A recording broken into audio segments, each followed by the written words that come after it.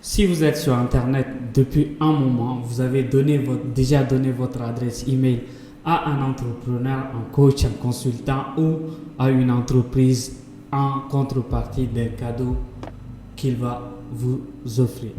Très généralement, ce sont des documents e-book, des mini-formations offertes qu'on vous donne ou souvent, ça peut aller loin de là.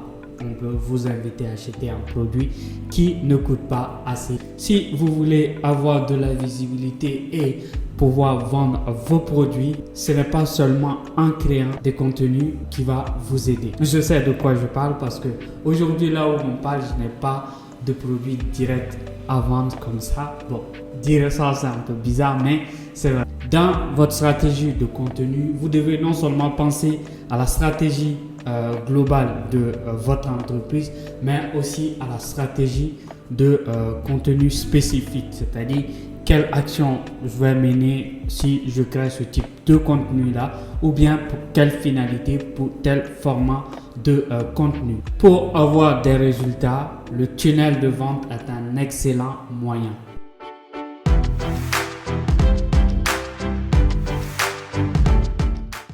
Salut, je m'appelle Mamadou et je suis designer et consultant. Dans cette vidéo, nous allons voir pourquoi le tunnel de vente est un excellent moyen que vous devrez inclure absolument dans votre stratégie de marketing dans les années à venir. Déjà, c'est quoi un tunnel de vente? Je sais que forcément vous allez vous poser cette question ou vous avez déjà entendu parler, mais vous n'avez pas décidé d'aller en profondeur. Un tunnel de vente, en gros, c'est vraiment les étapes que va suivre un prospect pour devenir client. Donc, ce sont les différentes étapes par lesquelles la personne va passer, par exemple, en passant par des points de contact comme les réseaux sociaux, en rentrant sur votre site internet ou en achetant un produit et en rentrant vraiment dans la base de données de vos clients. Toutes ces étapes-là sont ce qu'on appelle un tunnel de vente. Mais ce qui est important, c'est que ce n'est pas seulement ces étapes-là, mais aussi il y a après-vente quand la personne devient client. Comment est-ce que vous pouvez faire pour que la personne reste fidèle? Donc tout ça, ça doit inclure votre stratégie stratégie marketing. Donc du coup, dans le tunnel de vente aussi, ça peut être assez important. Déjà, pourquoi vous avez besoin de tunnel de vente? Si par exemple vous créez du contenu comme moi je créais dans les années précédentes sans objectif, sans vous concentrer sur les résultats financiers entre guillemets, je pense que le tunnel de vente n'est pas en fait fait pour vous. On va parler vraiment des raisons qui peuvent vous pousser à créer votre tunnel, puis après nous verrons ce que c'est qu'un tunnel. Je vais vous parler en fait des 4 étapes du tunnel pour que vous compreniez. Donc, étant donné que le tunnel représente vraiment les étapes que suivent un prospect pour devenir client, donc vous devrez obligatoirement lors de la création, par exemple, de votre stratégie de marque ou de votre stratégie marketing, de travailler en fait sur ces points-là. Déjà, c'est pourquoi le tunnel de vente est assez important.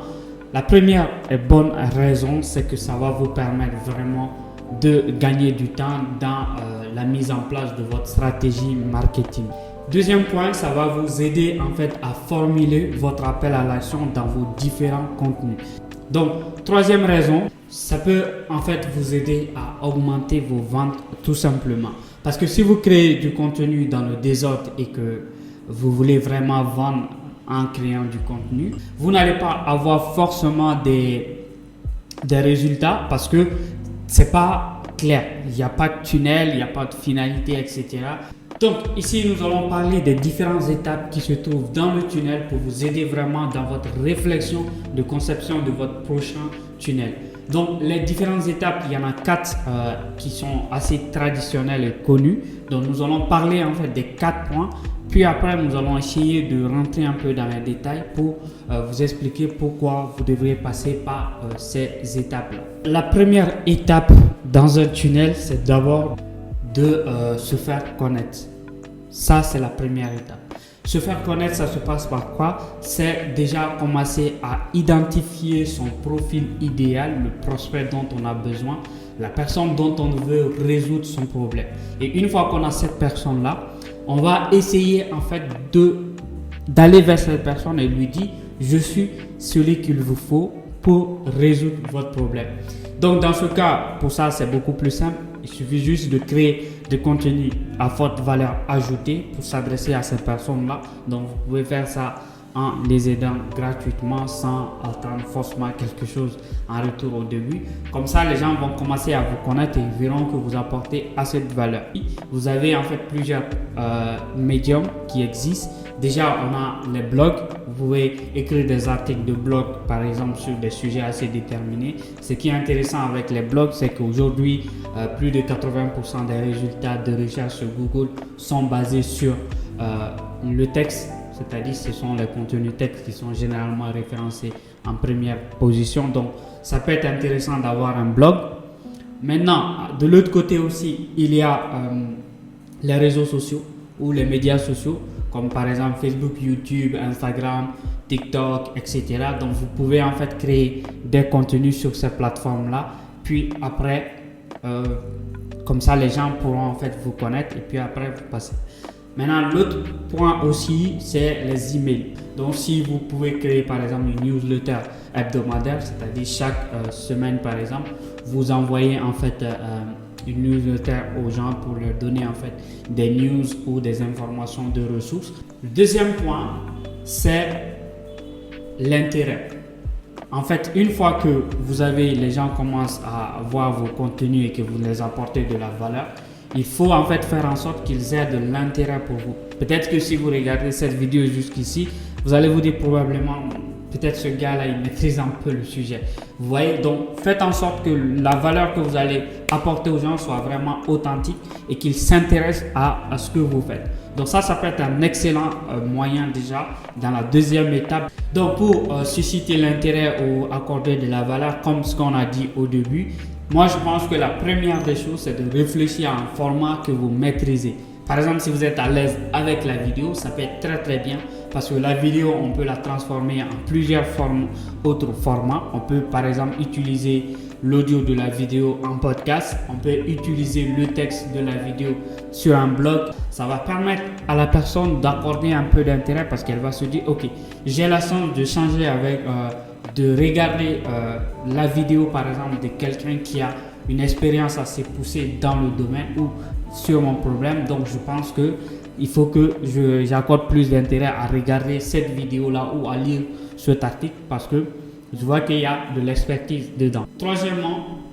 c'est la considération. C'est-à-dire une fois que la personne a l'intérêt, elle va commencer à vraiment considérer ce que vous allez dire. Donc ça, c'est vraiment un excellent moyen parce que c'est grâce à ça que le prospect va décider de passer à l'achat, vous mettre en considération.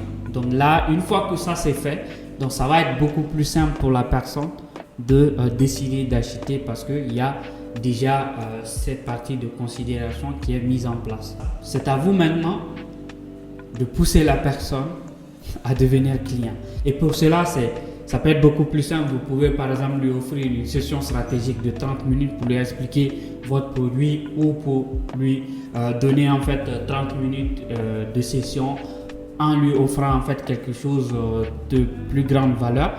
Ou par exemple, vous pouvez en fait, si vous vendez des produits physiques par exemple, vous pouvez faire des réductions par exemple. Si vous inscrivez à un newsletter, vous recevrez un mail avec 30% de réduction sur tous nos produits. Voyez, donc ça peut être un excellent moyen. Donc la personne va ajouter ça et va se dire, ah ok, en plus de la valeur que la personne m'apporte, elle m'offre ça gratuitement ou bien elle me donne en fait ce produit là gratuitement ou bien elle me donne son temps gratuitement. Donc ça va vraiment faire en sorte que la personne n'aura plus qu'un autre choix. Devinez, c'est de devenir client. Ici, vous avez reçu votre coût, la personne est devenue client. Donc là maintenant, vous allez voir en fait les étapes qui s'affichent là. Vous allez voir que c'est vraiment, en fait, c'est pas du hasard, ça commence des étapes par étapes.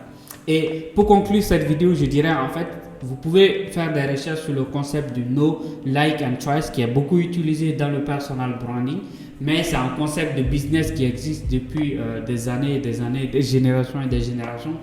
Voilà, c'est tout pour cette vidéo. Si cette vidéo vous a plu, n'hésitez pas à partager et Si vous avez des questions, n'hésitez pas à mettre en commentaire et aussi n'hésitez pas à vous abonner, ça me fait énormément plaisir.